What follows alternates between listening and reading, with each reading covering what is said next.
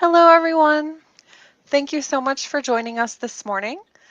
Today, we have a flash talk about the curriculum and instruction programs, and I have a special guest with me today. Would you like to introduce yourself? So I'm Scott Courtney, and I'm the program coordinator for curriculum instruction, and I'm also study math education. Yeah. And I'm Sarah Sutter, and I am a senior international admissions counselor. So I primarily work on graduate applications, but I can help any of you if you have questions. As we go through the event today, we have some pre-scheduled questions, but if you in the audience have anything you'd like to ask about the curriculum and instruction programs, please just put that in our chat and we'll be happy to answer you. So first, could you tell me what options students have for curriculum instruction programs? All right. So currently there are four options. So there's the Master of Education, which is 36 credit hours. There's six different concentrations. Two of them, the curriculum and teaching studies and the math education, they're currently 100% online, Mhm. and the remaining four are mostly online. We have education specialist degree, which is 30 credit hours, mostly online. Mhm. We have we have the EDD with Doctor of Education. It's interprofessional leadership Mhm. with a concentration in curriculum instruction, and it is 100% online. And then currently our PhD is 45 credit hours plus 30 hours dissertation, and there are seven different concentrations for students to choose from, and our students are significantly part-time as Wow. our main group of students. Mhm. That's really great that you have so many online options. I know those are getting to be really popular nowadays. Right. And there's a lot of changes that will be happening this year leading into next year. Yeah, that was my next question, actually. Can you talk a little bit about the changes coming in 2026? So quite a few. So one of them is that rather than curriculum instruction, the degree title is going to be teaching, learning, and curriculum studies. Mhm. And then we'll still offer the four degrees, but the Master of Education will be all online. So there won't be concentrations, there'll be specializations, and there'll actually be more than the six that we currently have. Wow. Uh, like STEM education, critical studies, there'll be more options. Mhm. Education specialists will be all online. The Doctor of Education really won't change. It's already online. Mhm. And the biggest change will be with our PhD. Uh, there are so increased specialization. So again, it's like we have math education, early childhood, but we're also going to have multicultural education, critical studies, TESOL, TOEFL is an option. Taking courses through the English department, Mhm. you'll be able to choose whether you want to go through the program 100% online or in person. So Mhm. there'll be that option. And for some of the specializations, we're moving to kind of a directed reading seminar, kind of a Mhm. model that they use in the UK and Australia and Mhm. Europe, where you work directly with a faculty to learn specifics about whatever specialization that you're interested in. So a lot of changes that will all take place ideally starting fall 2026. Those will all Mhm. be in place. That's great that they have so much one-on-one interaction with faculty members. I know that's a really big draw for a lot of people. Yeah. Yeah. So, what makes the programs offered at Kent State unique compared to other institutions that students might be considering?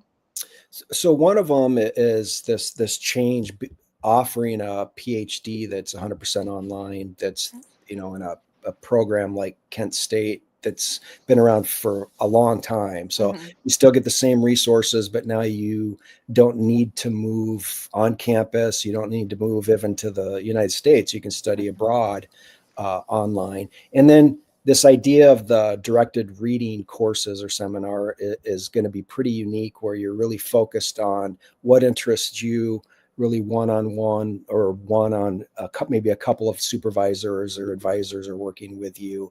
And then I guess lastly, the specialization option. So Mhm. moving away from specific concentrations is allowing us now, we've got such a variety of faculty interests that we're able to bring those more into things that students are able to focus on if their interests, like teacher education, like I said, STEM, Hmm. TESOL, TEFL, multicultural education, and there's a variety of other ones. That's awesome.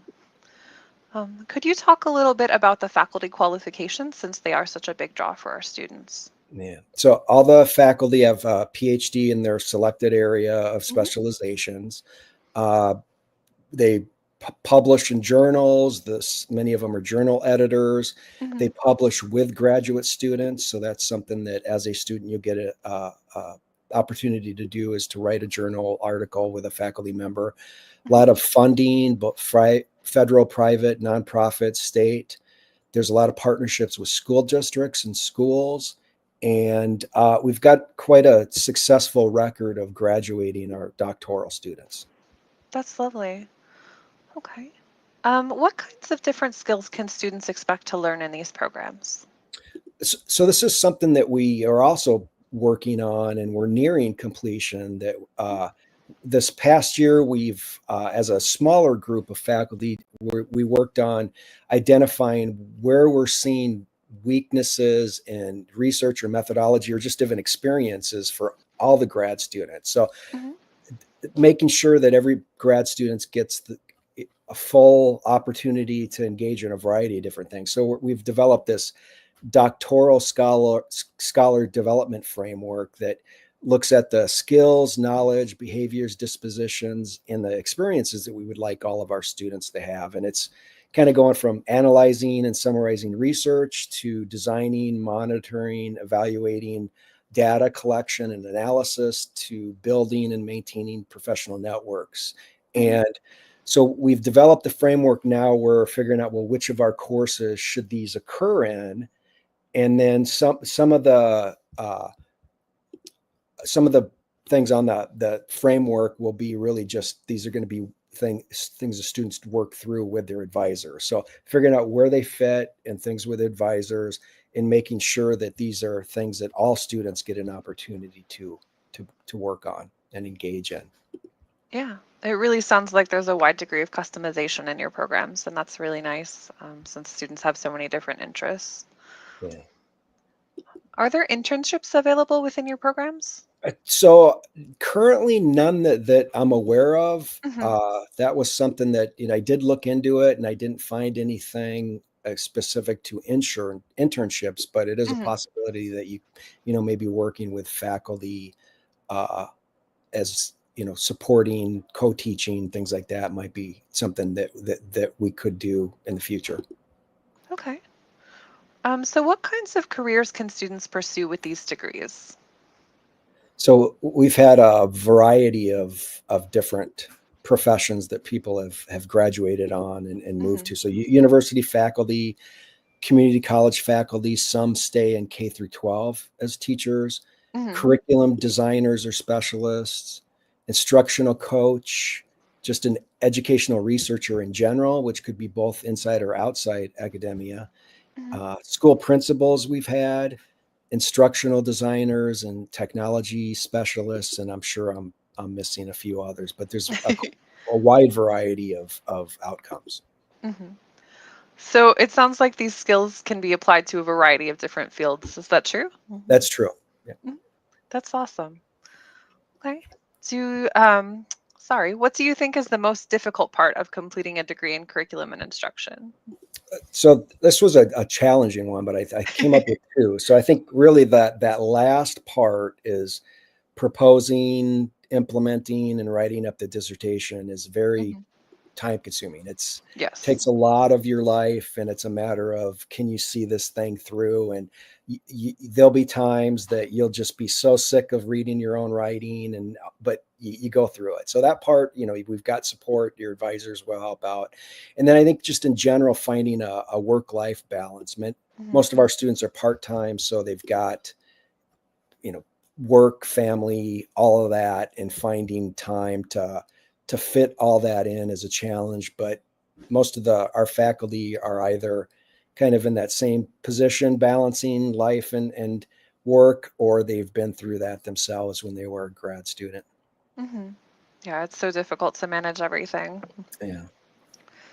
I see we have a few viewers joining us, so if you have any questions about the curriculum and instruction programs at Kent State, please feel free to drop those in the chat and we'll be happy to answer them today. So do you have any current student or alumni success stories to share with us?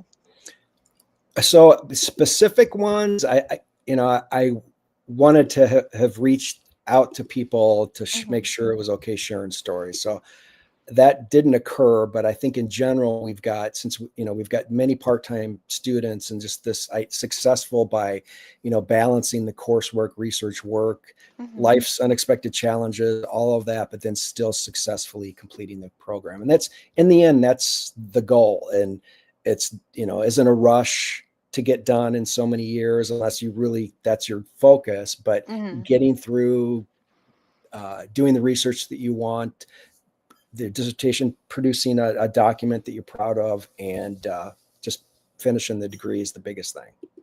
Yeah. And you said you had a high graduation rate among your PhD students, right? Yeah. Yeah. As a program coordinator, I think this is my third year. I can only think of maybe one that just for life circumstances, they had to drop out, not because they were unsuccessful or anything. Yeah. Okay. Does your program have any scholarships or assistantships available? I know this is a big issue for international students a lot. Yeah, so that's the toughest one to Mm-hmm. offer, and I have to send out emails every day. Just I feel bad just that there aren't Mm-hmm. the funding has changed so dramatically Yep. here Mm-hmm. in the U.S. and the state that there really isn't anything right now. I don't know. Mm-hmm. At some point that will get better, or we're just kind of in a wait and see. But currently there is none.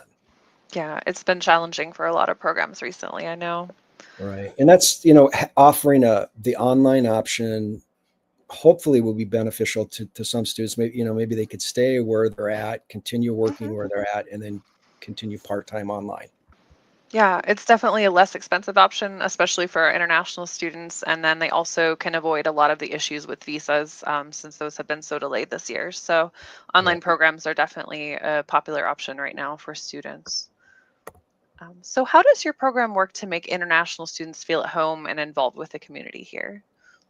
So we're lucky to have really good relationships, strong relationships with both the Reed Center for International and Intercultural Education, which is located in the same building our school is, and Mhm. the Office of Global Education, which has meetings, events, Mhm. a lot of support. Plus, there's formal and informal meetings and gatherings with faculty and students, just provide whatever support that we can. Mhm. Yeah, Kent State in general, I feel like does a really great job trying to reach out to the international students and help make them feel at home. So Yeah, there's always events going on. yeah. I've had to send quite a few emails about things I didn't have the answers to and wasn't sure about, and they're always right on it and Hmm. very helpful. Yeah. So do you have any tips or advice for international students who might apply to your programs? Just one of those, be aware about the funding situation. So more Hmm. than likely, the answer will be no as far as GA ships and other types of funding. You've got that potential to stay in your current location by studying online, Hmm. and I guess if as you move into the thinking about applying, make sure you get the forms, the letters of recommendation, and all that in line. But it's pretty easy. The application piece is pretty easy. And if there are questions, you can email me, or if I don't know the answer, I'll find out somebody that does. And everybody's very helpful. Yeah. From an admissions side, I'd just say make sure to check your email because if there is something wrong, the admissions team will reach out to you by email. So just be responsive to those and it should be a pretty smooth process. So where can students find out more about the curriculum and instruction programs if they have questions? So two places. One is what you've got listed there, the website, and Hmm. that's for the curriculum instruction, or you can just email me directly, and Hmm. I'll help out, lead you into the right direction, or answer your questions, or figure out whatever's needed. Perfect. Do you have any final thoughts as we wrap up? No, I'm really excited about the changes that we've got coming up, they've been kind of a long time coming, long overdue, and I think that all of it's going to be very positive, and I think the students are going to benefit even more than they already do by kind of the structure and the format and all that. So hopefully all good things coming up, better than currently are. Yeah. If anyone has any questions further about the curriculum instruction programs, feel free to reach out to Scott at the email address listed. Or if you just have general questions about admissions, you can also contact my team at intladm@kent.edu. Thank you so much for joining us this morning, and we hope you have a great day. Bye. Bye.